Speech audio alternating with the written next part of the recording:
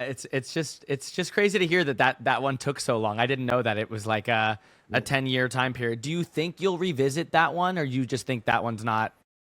No, I think that story is written. Yeah.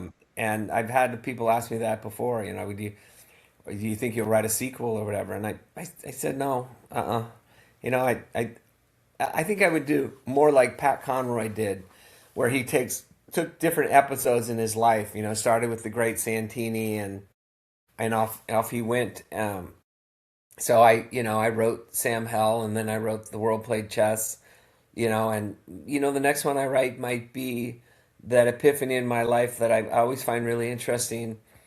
Um, Someone knocks on your door, and you open that door, and they change your life forever. Right. And if you hadn't opened that door, right? And I have a really, really interesting experience with my wife, who I've been married to for 30 years, where, I was interviewing down at Santa Clara. I was interviewing law students that wanted to come work at the law firm. And somebody knocked on my door, and I opened it up, and she was standing there in shorts and a tank top with a bathing suit underneath. And she said, "They moved my interview. I'm really sorry. But I didn't want to miss my interview."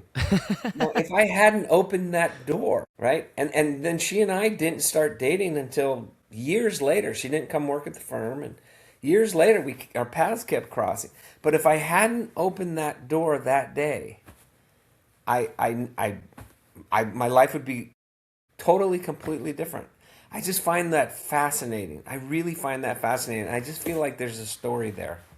I completely agree. I think it is crazy how one thing, one interaction, if you hadn't done that one thing, your life would be a completely different trajectory than it is now. If you hadn't gone out that one night, you wouldn't have met the girl. If you hadn't, it is really, it's crazy the way the world works, and the way things find their way into your Yeah.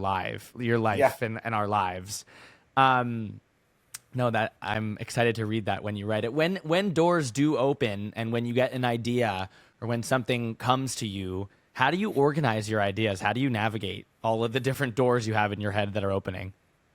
Um, Again, I just sort of try to sit down and begin to sort of what am I trying to write here? What's the gestation of it? What's the progress of it? What's the plot of it? I don't try to think of it from page one to page 400, because I find that I can't do that. I just try to start with, okay, where would I start?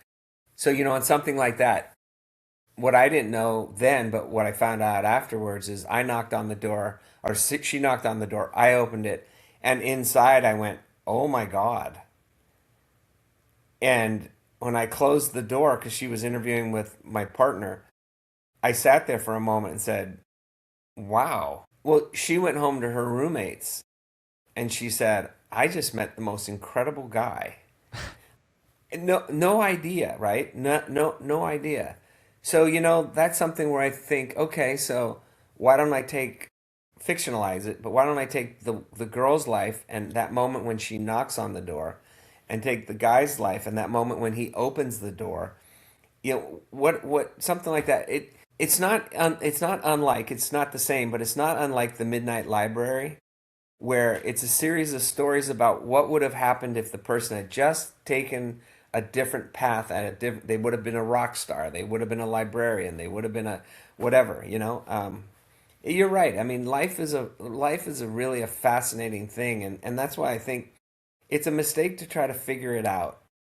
And I think that only comes with experience. Is life is going to be what it's going to be. You can certainly influence it, but you never know when that person's going to knock on your door. You just don't know. Good and bad. Good and bad. Right, and spending your time trying to figure it out is not going to get you much further. It's not going to No, explain itself. no.